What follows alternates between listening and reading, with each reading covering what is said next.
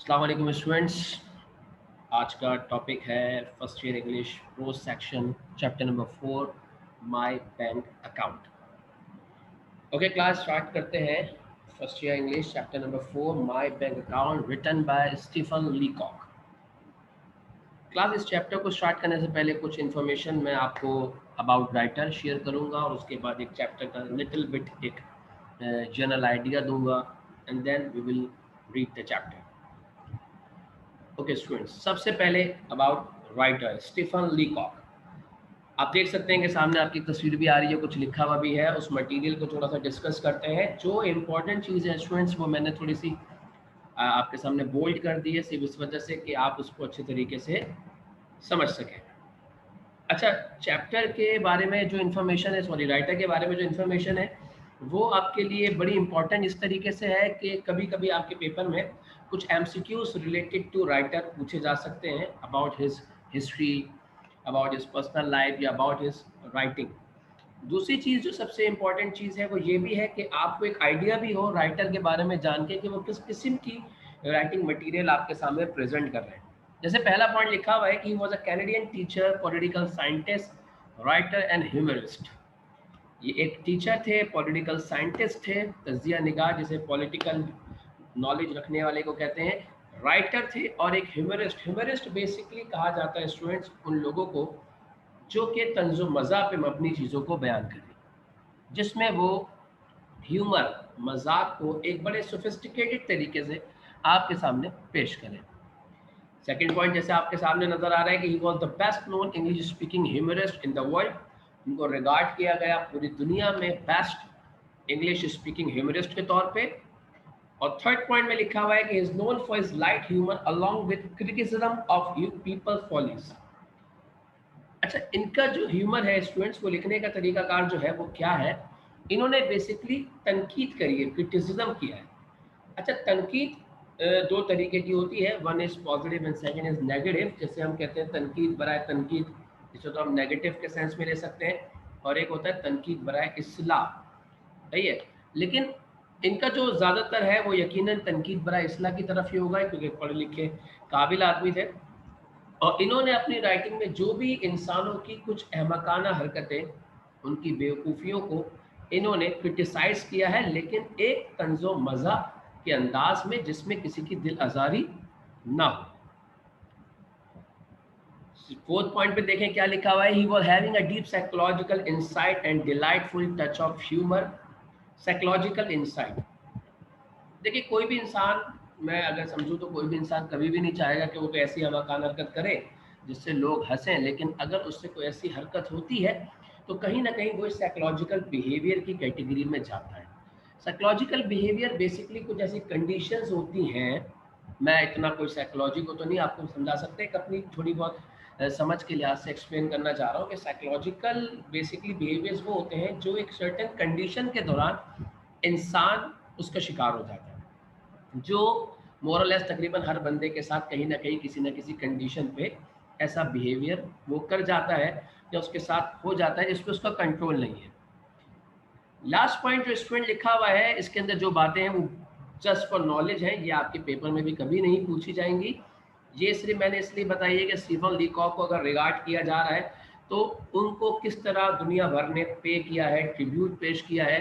तो यहाँ आपको नज़र आ रहा है कि स्टीफन लीकॉक बिल्डिंग है मैकगिल यूनिवर्सिटी, जहाँ ये पढ़ाते थे कनाडा में। Stephen Leacock public school Ottawa, जो और एक थिएटर ऑन्टेरियो में, एक स्कूल टोरंटो में। तो ये तमाम इनकी ट्रिब्यूट है जो दुनिया भर के लोगों ने इनको ट्रिब्यूट पेश किया है। डेफिनेटली जो भी हमारे दरमियान को लेजेंड्स होते हैं वो जब इंतकाल फरमा जाते हैं तो हम उनको याद रखने के लिए उनको ट्रिब्यूट पेश करते हैं, और ट्रिब्यूट के लिए हमारा मुख्तलिफ तरीके होते हैं। इस तरीके से हम किसी के नाम की कोई रोड बना देते हैं, या रोड जो बनती है उसको नाम दे देते हैं, किसी के नाम की यूनिवर्सिटी बना देते हैं, या उस यूनिवर्सिटी में कोई ब्लॉक बना देते हैं, वट ये तमाम चीज़ें जो हैं उनको ट्रिब्यूट पेश करने का एक तरीका है। तो स्टूडेंट आपके देखें इन दोनों स्लाइड्स में मैंने जस्ट आपको स्टीफन लीकॉक के बारे में थोड़ा सा बताया है, और ये पता लगा है कि वो मशहूर है अपनी ह्यूमरस राइटिंग की वजह से। अब एक चीज़ तो आपको ये पता लग गई कि जो ये चीज़ मैं आपको पढ़ाने जा रहा हूँ वो some sort of humour material, humorous material. अच्छा, दूसरी चीज़ उन्होंने बताया कि ये क्रिटिसिज्म पेश कर रहे हैं इंसान की अहमकाना हरकतों पे, इंसान की बेवकूफ़ियों पे, और उसमें साइकोलॉजिकल बिहेवियर को ये बहुत ज़्यादा जो है कंसिडर करेंगे। अब आते हैं चैप्टर पे, माय बैंक अकाउंट। जैसे कि नाम से पता लग रहा है कि इसका मतलब है मेरा बैंक का खाता, अकाउंट उर्दू में मेरे ख्याल से खाता ही कहते हैं। पहला पॉइंट जो आपके सामने लिखा हुआ है और एक तस्वीर भी समझ में आ रही होगी आपको देख के, कोई बंदा जो है बैंक में कोई डिपॉजिट कर रहा है पैसे या check.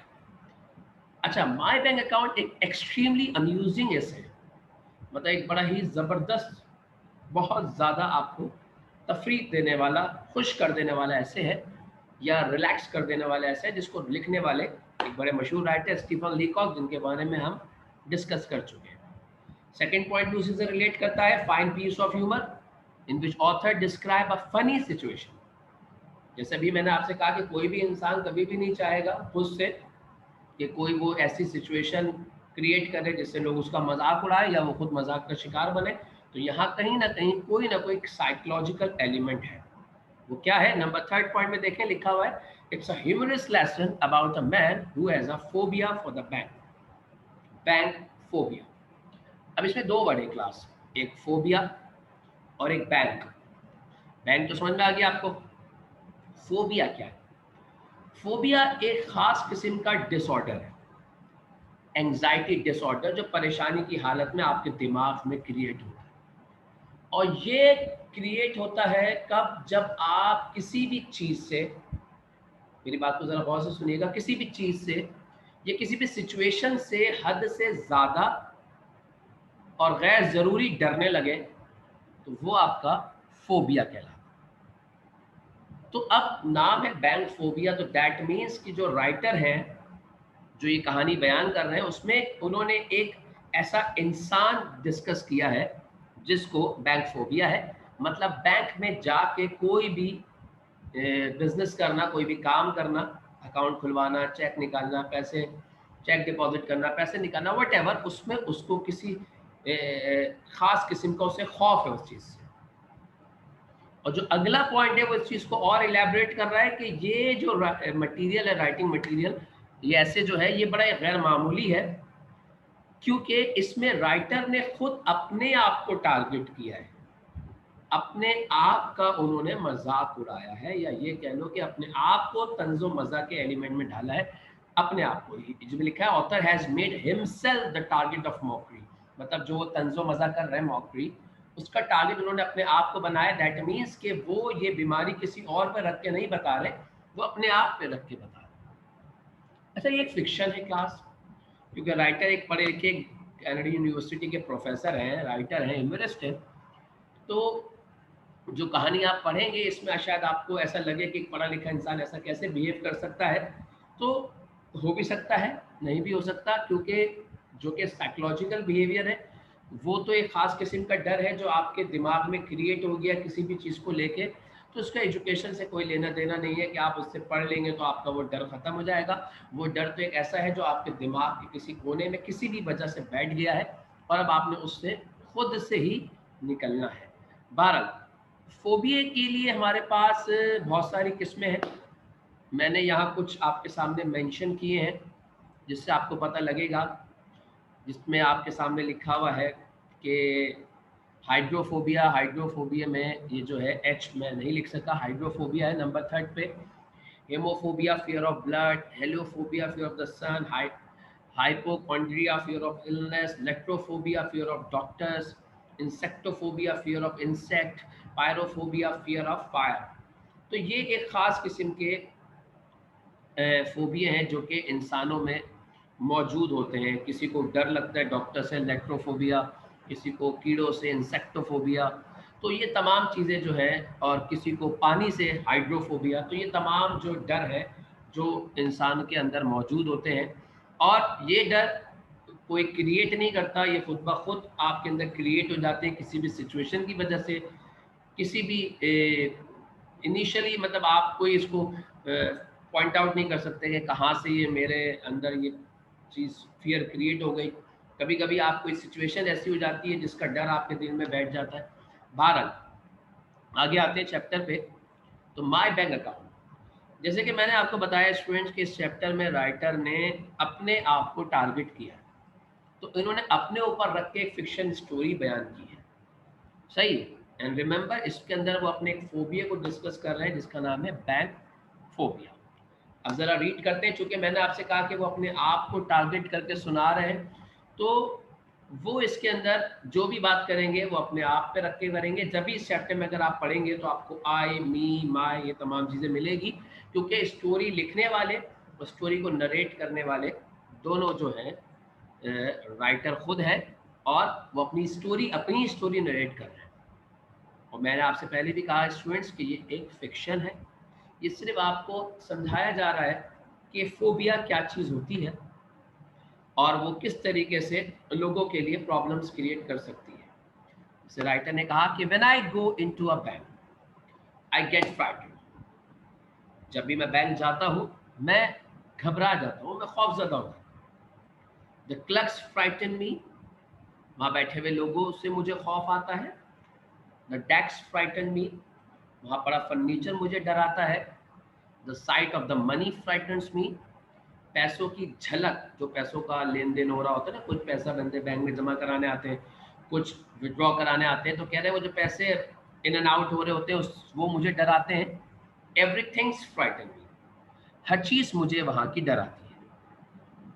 The moment I pass through the door of a bank and attempt to do business there I become an irresponsible fool.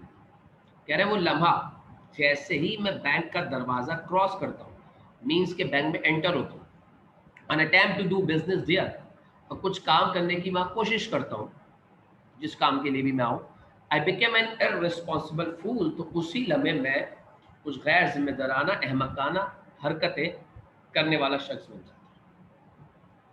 I knew this before, इस मसले का मुझे पहले से पता था कि मैं जब भी बैंक में जाता हूँ तो मैं कुछ अहमकाना हरकतें कर जाता हूँ, because of bank phobia. But my salary had been raise to $50 a month, लेकिन मेरी सैलरी के अंदर $50 का इजाफा हो गया मंथली, मतलब जो भी उनकी मंथली सैलरी थी। When I felt that the bank was the only place for it, तो मुझे महसूस हुआ कि ये जो मेरा $50 का इंक्रीमेंट हुआ है, ये मेरी एक तरीके से सेविंग है, इसको रखने के लिए बैंक एक वाहिद मुफीद जगह है, सेफ जगह है। सो आई वॉक अनस्ट्रीटली इन, तो मैं लड़खड़ाता हुआ घबराता हुआ बैंक के अंदर दाखिल हुआ। And look round at the clerks with fear, वहाँ बैठे हुए तमाम लोगों को मैंने खौफ वाली निगाहों से देखा, क्योंकि मुझे बैंक फोबिया है, मुझे पता है कि मैं यहाँ अब आया हूँ तो कुछ ना कुछ मुझसे ब्लंडर्स हो सकते हैं। I had an idea that a person who was about to open an account must necessarily consult the manager. मुझे इतना पता था कि किसी भी बंदे को अगर अकाउंट खुलवाना होता है तो उसको ज़रूरतन मैनेजर से मशवरा करना पड़ता है, या कंसल्ट करना पड़ता है, या उससे उससे डिस्कस करना पड़ता है। I went up to a place mark accountant, मैं चला गया उस जगह पे जहाँ लिखा हुआ था अकाउंटेंट। अच्छा, अगर आप बैंक में जाएं अभी किसी भी बैंक में, तो आप देखें जो भी बंदे बैठे होते हैं अपने कैबिन्स में या ओपन एरिया जो होता है हॉल में बैठे होते हैं, तो उनकी टैक्स के साथ उनका जो है एक क्या कहते हैं लगा होती है डाइस पे, मतलब कोई भी चीज़ जो है लेबलिंग हुई हुई होती है जिससे पता लगता है कि ये कौन है। तो वहाँ लिखा हुआ था अकाउंटेंट, सही है। The accountant was a tall cool devil, accountant एक लंबा टॉल एंड कूल डेविल, एक रोबदार पर्सनालिटी का मालिक था। कुछ लोग होते हैं ना जिनको अपेरेंटली आप देखो तो उनके फर्स्ट एक्सप्रेशन से या उनकी बॉडी से या उनके जो फिजिकल उनका स्ट्रक्चर होता है उससे पता लगता है कि ये थोड़ा संजीदा रोबदार शायद शख्सियत है। The very sight of him frighten me, उसकी हल्की सी झलक ने मुझे डरा दी। My voice sounded as if it came from the grave, और मेरी आवाज़ ऐसे निकलने लगी। अब अपनी आवाज़ को वो कंपेयर कर रहे हैं कि मेरी आवाज़ ऐसे निकल रही थी जैसे कोई कब्र से आ रही हो, मीन्स के मेरी आवाज़ अंदर ही दब गई। और मैंने कहा can I see the manager, I said and added slowly alone. मैंने उससे कहा क्या मैं मैनेजर से मिल सकता हूँ, एंड एडेड स्लोली, और संजीदगी से एक लफ्ज़ का इजाफा किया, अलोन। अकेले में। अब ये जो अलोन का वर्ड इन्होंने बोला अलग से, ये थोड़ा सा एक तजस्सुस क्रिएट कर गया। इन्होंने कहा I don't know why said alone, मुझे खुद नहीं पता कि मैंने क्यों बोला कि अकेले में मिलना है, बस मेरे मुंह से ये बात निकल गई। Certainly said the accountant and brought him. Accountant ने कहा यकीनन, जी बिल्कुल, और उसने मैनेजर को बुला लिया। अच्छा, अगर बैंक में अगर आप जाते हैं तो आपने देखा ही है उन लोगों का बिहेवियर जो है आपसे कितना जो है काइंड होता है, कितना पोलाइटली वो आपसे बिहेव करते हैं। मैनेजर भाई आए। द मैनेजर वाज अ काम सीरियस मैन। मैनेजर एक संजीदा और एक रिलैक्स ठंडा आदमी लग रहा था। नॉर्मली बैंक के जो मैनेजर होते हैं बड़े कूल होते हैं, और ये मेरे ख्याल से बैंक के मैनेजर बनाते हुए बैंक वाले भी इन चीज़ों को बड़ा कंसिडर करते हैं कि पर्सनैलिटी बड़ी ठंडी चाहिए, ठंडी डेंट सेट्स के कि वो बड़े अच्छे बिहेवियर के हो, रिलैक्स रहे, क्योंकि किसी भी टाइप का जो है बंदा आज के आपसे बात कर सकता है, किसी भी टोन में बात कर सकता है, तो मैनेजर का बड़ा रिलैक्स होना बहुत ज़रूरी है। नॉर्मली ये तो ऐसे ही होता है। और उन्होंने कहा कोई भी मैनेजर जो है वो ज़्यादा गुस्से का हो, एंग्री टाइप का, तो वो इतना ज़्यादा चल नहीं पाता। अच्छा, बाहर टॉपिक पे आते हैं। I had my $56 press together in a ball in my pocket. तो कह रहे हैं कि मैंने अपने $56 को प्रेस करके बॉल बना के, इस तरीके से हम लोग पैसे को निचोड़ मचोड़ के कहते हैं ना, पॉकेट में रखे हुए थे। Are you the manager? I said, God knows I did not doubt it. अब मैनेजर आया तो मैंने उससे पूछा, भाई क्या आप ही मैनेजर है? जबकि अल्लाह जानता मुझे कोई शक नहीं था, क्योंकि मैंने मैनेजर को बुलाया था तो मैनेजर ही आएगा ना। लेकिन फिर भी उसने पूछा, क्या आप मैनेजर हैं? Yes he said. मैनेजर ने कहा, जी बिल्कुल, मैं ही मैनेजर हूँ। तो उन्होंने कहा, can I see you? I asked. मैंने उनसे फिर पूछा, क्या मैं आपसे मिल सकता हूँ या बात कर सकता हूँ? अलोन, अकेले में। अब दोबारा उन्होंने वही बात बोली, और आगे कह रहा है, I did not want to say alone again. मैं ये अलोन का वर्ड दोबारा नहीं यूज करना चाहता था, क्योंकि पहले भी उन्होंने यूज किया था, उनको खुद भी नहीं पता था। But without this word the question seem useless. लेकिन शायद मुझे ऐसा लगा कि इसके बिना मेरा सवाल जो है वो बेकार है। The manager look at me with some anxiety. अब आप किसी के पास बैंक में जाएं, खासतौर पर मैनेजर के पास से बोलेंगे भाई मुझे आपसे अकेले में बात करनी है, तो यकीनन वो थोड़ी सी घबराहट का शिकार होगा, कुछ थॉट उसके दिमाग में आना शुरू होगी। तो मैनेजर ने मेरी तरफ देखा इंतहाई घबराहट के मारे, कुछ घबराहट के मारे। He felt that I had a terrible secret to tell. उसको लगा जैसे मेरे पास कोई इंतहाई खतरनाक राज की बात है जिसको मैं बताने आया हूँ। शायद मैं कोई भी बंदा हूँ जो बताने आया हूँ कि कुछ भी होने वाला है। बहरहाल, come in here, he said, and led the way to a private room. He turned the key in the lock. उसने मुझे अंदर बुलाया और वो मुझे एक प्राइवेट रूम में लेके गया मैनेजर, और उसने कमरा लॉक कर दिया। Manager room. We are safe from interruption here, he said, sit down. Manager ने मुझसे कहा कि हम यहाँ हर किस्म की मदाखलत से महफूज हैं, कोई हमें डिस्टर्ब करने वाला नहीं है, बैठ जाइए। We both sat down and look at each other. हम दोनों बैठ गए, मैनेजर भी बैठ गया, मैं भी बैठ गया, और अब एक दूसरे को देख रहे हैं। मैनेजर भाई इंतजार में कि बताइए भैया क्या बात करनी है। I found no voice to speak. और मेरे पास कोई अल्फाज नहीं है कि मैं किस तरह बात शुरू करूं। तो मैनेजर खुद बोल पड़ा, you are one of Pinkerton detective I suppose, he said. Manager ने कहा, मेरे ख्याल से आप कोई पिंकर्टन के कोई जासूसों में से एक हैं। अच्छा, ये जो पिंकर्टन है ये यूएस की डिटेक्टिव एजेंसी है जो कि 19th सेंचुरी में बनी थी, और अब ऑलमोस्ट नेशनल डिटेक्टिव एजेंसी के तौर पे कंसिडर की जाती है, और मतलब ये बड़े बड़े केसेस को सॉल्व करते हैं रिलेटेड टू क्राइम। तो मैनेजर को भी लगा जैसे मैं कोई पिंकर्टन का कोई डिटेक्टिव हूँ मेरे बिहेवियर से। अगली लाइन देखिए क्या लिखा हुआ है, my mysterious manner had made him think that I was a detective. मेरे पुरस्कार रवैये ने, जो मैंने एक बड़ा ही पुरस्कार किस्म का रवैया रखा हुआ था, उस रवैये ने मैनेजर को ये बात सोचने पे मजबूर किया कि जैसे मैं कोई जासूस हूँ। I knew what he was thinking and it made me worse। और मुझे पता था कि वो मेरे बारे में क्या सोच रहा है, तो मेरी हालत थोड़ी और ख़राब हुई। तो मैंने क्या जवाब दिया, no not from Pinkertons. I said, seeming to mean that I was from a rival agency.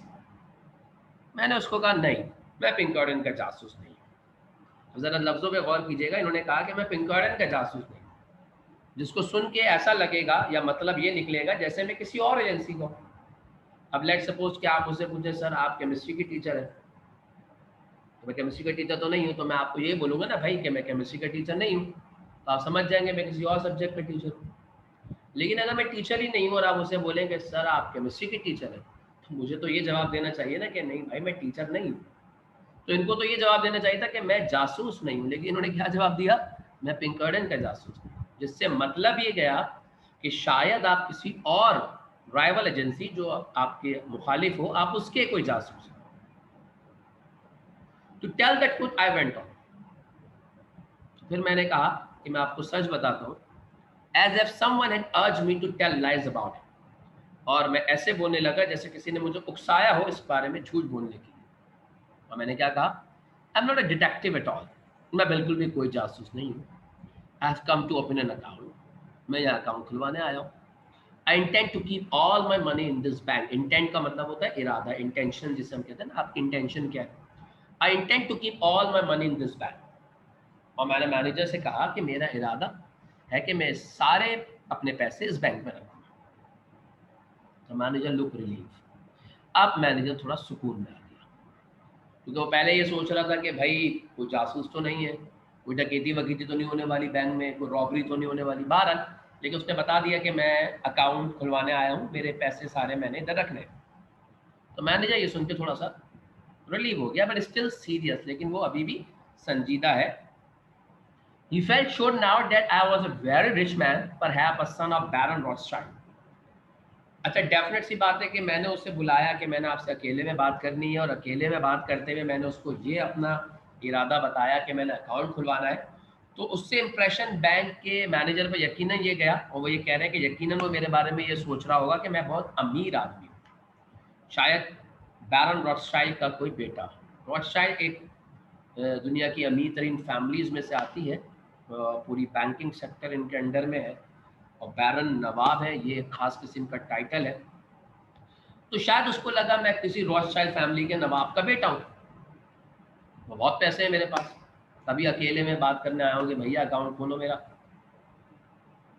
सही है, क्योंकि अब जब भी आप बैंक में अकाउंट खुलवाने जाते हैं तो एक लिमिट होती है, उस वक्त तक तो आपको नॉर्मल जो अकाउंट खोलने वाले लोग हैं वो डील कर लेते हैं, अकाउंटेंट वगैरह। लेकिन जब आपको कोई हैवी अकाउंट होता है या हैवी कोई ट्रांजेक्शन आपको करनी होती है बैंक में, तो डेफिनेट बात है आप बैंक मैनेजर पे आपका केस जाता है, और वो इस चीज़ को स्टडी करते हैं क्योंकि वो पैसा कहाँ से आ रहा है, कहाँ जा रहा है।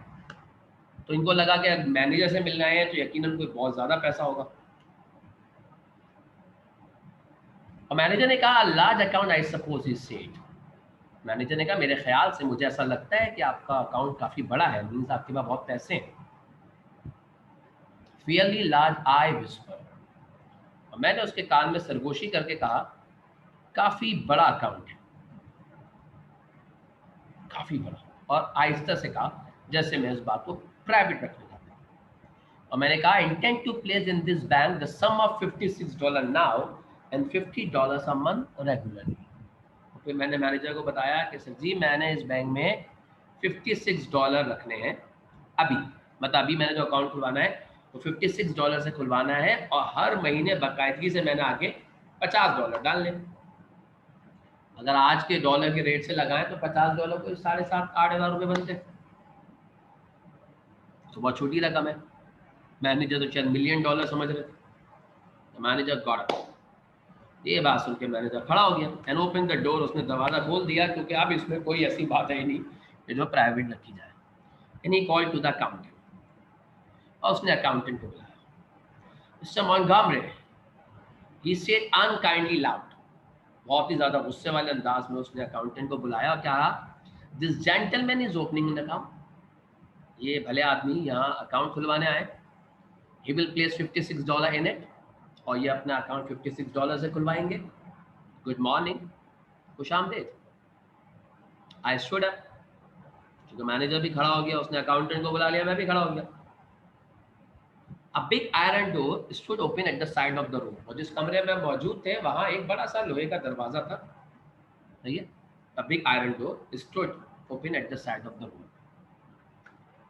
Good morning, I said and walked into the same. अच्छा, वो जो लोहे का दरवाजा था वो तिजोरी थी. मैनेजर के रूम के साथ कोई रूम होगा जहाँ तिजोरी या सेफ होगी. मैंने गुड मॉर्निंग कहा और उस तिजोरी के अंदर चला गया. Come out said the manager coldly. Manager ने बड़ी संजीदगी से, सख्ती से कहा बाहर आ जाइए, क्योंकि मैनेजर को यकीन गुस्सा आ रहा होगा, टाइम खराब कर दिया. And show me the other way. और मुझे दूसरा रास्ता दिखाया कि दूसरे गेट से बाहर जाए. अब मैनेजर के कमरे में एंटर होते हुए एक गेट है और अंदर से एक गेट है जो तिजोरी का है या तिजोरी की तरफ जा रहा है. तो उन्होंने कहा बाहर वाले गेट से जाइए. I ran up to the accountant position and pushed the ball of money at him with a quick sudden movement as if I were doing sort of trick. और मैं अकाउंटेंट के पास गया क्योंकि उसने अकाउंटेंट को बुलाया था. अकाउंटेंट के साथ उसकी पोजीशन पे गया और जो पैसों को मैंने बॉल बना के पकड़ा हुआ था उसको मैंने बड़ी तेजी से अचानक से निकाल के रखा, जैसे कि मैं कोई ट्रिक दिखा रहा हूँ या डराने की कोशिश कर रहा हूँ. My face was terribly pale. चेहरा मेरा पीला पड़ा हुआ था घबराहट के मारे, क्योंकि बैंक फोबिया था. यहाँ तक पहुँच गए. Here I said. तो मैंने अकाउंटेंट को पैसे देके कहा ये लीजिए, put in my account, डाल दीजिए मेरे अकाउंट में. The sound of my voice seemed to mean, मेरी जो आवाज़ थी उसका मतलब ऐसा लग रहा था, let's do this painful thing while we feel that we want to do it. क्या इस तकलीफ दे काम को करें जबकि हमें यह महसूस हो रहा है कि हमें करना है. मतलब बहुत सारे ऐसे काम होते हैं जो हमारे लिए बड़े तकलीफ दे होते हैं लेकिन हमें करना होता है, तो हम बस उसको जितनी बेदली से कर रहे होते हैं. He took the money and gave it to another clerk. Accountant ने मुझसे पैसे लिए, gave it to another clerk, और दूसरे क्लर्क को दिए. जो भी दूसरा बंदा था, गिनने के लिए दिए या किसी काम के लिए, चेक करने के लिए असली है नकली है नोट देखो. He made me write the sum on a bit of paper and sign my name in a book. उसने मुझसे पेपर पे कुछ लिखवाया और साइन करवाया. I no longer knew what I was doing. उस वक्त तक मुझे नहीं पता था कि क्या हो. The bank seemed to swim before my eyes. अब मुझे ऐसा लग रहा था कि वो बैंक मेरी आंखों के सामने तैर रहा है, क्योंकि जब आप घबराहट में होते हैं या आप डर रहे होते हैं तो चीज़ें आपके सामने घूमती हुई या चकराती हुई नजर आती. Is it in the account? I asked in a hollow, shaking voice. कपकपाती हुई आवाज में, घबराहट वाली आवाज में मैंने पूछा, क्या पैसे अकाउंट में आ गए? अकाउंट खुल गया मेरा? It is, said the accountant. Accountant ने कहा जी सर, पैसे आपके अकाउंट में आ गए, अकाउंट खुल गया, काम हो गया. अब यहाँ तक अगर आप देखते हैं स्टूडेंट तो आपको पता लगता है कि अकाउंट खुलवाने आए थे, अकाउंट खुल गया. अब यहाँ से एक चीज और नई शुरू होती है कहानी में. Then I want to draw a check. तो मुझे अब एक चेक ड्रॉ करना है. My idea was to draw out $6 of it for present use. अब मैंने उससे कहा कि मुझे चेक ड्रॉ करना है, मीन्स कुछ पैसे निकालना है. अच्छा, मेरा क्या ख्याल था कि मैंने जो भी $56 से अकाउंट खुलवाया है उसमें से मैं $6 निकाल लेता हूँ अपने इस्तेमाल के लिए, क्योंकि इनकी सैलरी, अगर ये बता रहे हैं कि इनकी सैलरी में $50 का इजाफा हुआ है और इनके पास $56 थे, तो आई थिंक सो कि यार उनकी प्रीवियस सैलरी $6 थी. तो उन्होंने कहा कि वो $6 निकाल लेता हूँ. Someone gave me a checkbook. किसी ने मुझे chequebook the. And someone else began telling me how to write it out. और कोई और मुझे बताने लगा कि भाई आपने इसको कैसे फिल करना है. The people in the bank seemed to think that I was a man who owned millions of dollars, but was not feeling very well. Bank में बैठे हुए लोगों को ऐसा लग रहा था, या मुझे ऐसा लग रहा था कि बैंक में बैठे हुए लोग मेरे बारे में ये सोच रहे होंगे कि मैं वो आदमी हूँ जिसके पास मिलियन ऑफ डॉलर है और मैं इस अकाउंट को खुलवाते हुए ज़रा कंफर्टेबल फील नहीं कर रहा. बाहर बैंक में बैठे हुए लोग क्या सोच रहे थे, क्या समझ रहे थे, वो तो भी आगे पता लगेगा. I wrote something on the check and pushed it towards the clerk. अब मैंने चेक को लिखा. अच्छा, ये चेक जो है वो जो बैंक में जो इस्तेमाल किया जाता है वो है, और क्लर्क को दिया. He looked at it. मेरे लिखे हुए चेक को क्लर्क ने देखा और क्या कहा, What? ये क्या? Are you drawing it out again? आप अपने सारे पैसे वापस दोबारा निकलवा रहे. अभी आपने सारे पैसों से अकाउंट खुलवाया, अब सारे पैसे निकलवा रहे. He asked in surprise, उसने बड़ी हैरानगी से पूछा. Then I realized that I had written $56 instead of 6. तो फिर मुझे एहसास हुआ कि गलती हो गई. मैंने $6 निकालने थे, मैंने $56 लिख दिए. I was too upset to reason now. घबरा गया, क्या वजह पेश करूं भाई. वैसे अगर कोई नॉर्मल बंदा होता तो बोलता सॉरी भाई गलत चेक भर दिया, वापस दे दीजिए और दूसरा चेक भर देता हूँ या करेक्शन करके दे देता हूँ 12. लेकिन चूंकि इनको तो बैंक फोबिया था, ये घबराए हुए तो थे शुरू से ही. अब घबराहट पे घबराहट आ रही है. I had a feeling that it was impossible to explain the thing. और मैंने ये सोच लिया कि अब जो ये गलती हो गई है इसको समझाना बहुत मुश्किल है, इम्पॉसिबल है. All the clerk stop writing to look at me. और वहाँ तमाम जो लोग काम कर रहे थे वो रुक गए और मेरी तरफ देखने लगे. Bold and careless in my misery I made a decision. अब मैं मिजरी बड़ा परेशानी की हालत में आ गया था, घबराहट में था. तो उसी घबराहट में रहते हुए मैंने बड़ी बेफिक्री से, बड़ी बहादुरी से एक फैसला लिया. और मैंने क्या कहा, यस द होल थिंग. जी मैं सारे पैसे निकलवाना चाहता हूँ. क्लर्क ने पूछा, you wish to draw your money out of the bank. क्या आप सारे पैसे निकलवाना चाहते हैं बैंक से. मैंने जवाब दिया, एवरी सेंट ऑफ इट. भाई एक एक पाई चाहिए वापस. क्लर्क ने एस्टॉनिश, हैरानगी से एक और सवाल पूछा, are you not going to put any more in the account. Said the clerk astonish. बड़ी हैरानगी से पूछा कि आइंदा भी अपने इस अकाउंट में आप कोई पैसे नहीं रखेंगे, अकाउंट बंद कर दूं. मैंने कहा नेवर, कभी नहीं रखूं. मतलब अकाउंट बंद होने की तरफ जा. A foolish hope came to me that they might think someone had insulted me while I was writing the check. एक अहमकाना सोच या उम्मीद मेरे दिमाग में हुई कि शायद ये लोग ये सोच रहे होंगे मेरे बारे में कि जब मैं चेक लिख रहा था तो उस वक्त किसी ने मेरी बेइज्जती कर दी. And I had change my mind. और मैंने अपना इरादा बदल लिया तभी पैसे निकलवा. ये उम्मीद, अहमकाना उम्मीद मेरे दिमाग में. And I made a miserable attempt to look like a man with a fearfully quick temper.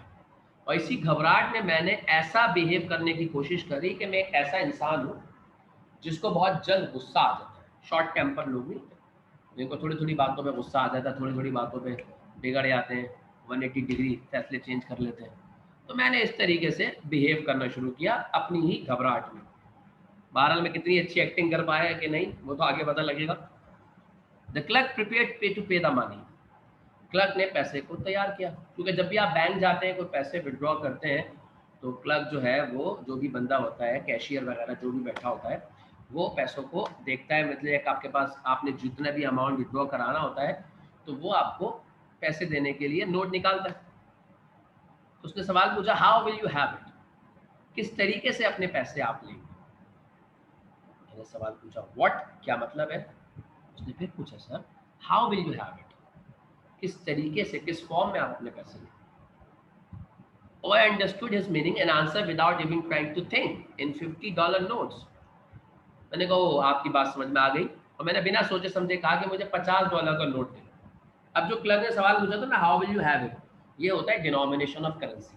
जैसे अभी हम पाकिस्तान की बात करें तो पाकिस्तान में सबसे बड़ा नोट 5,000 का है, फिर 1,000 का है, फिर 500 का है, 100 का है, 50 का है, 20 का है, 10 का है.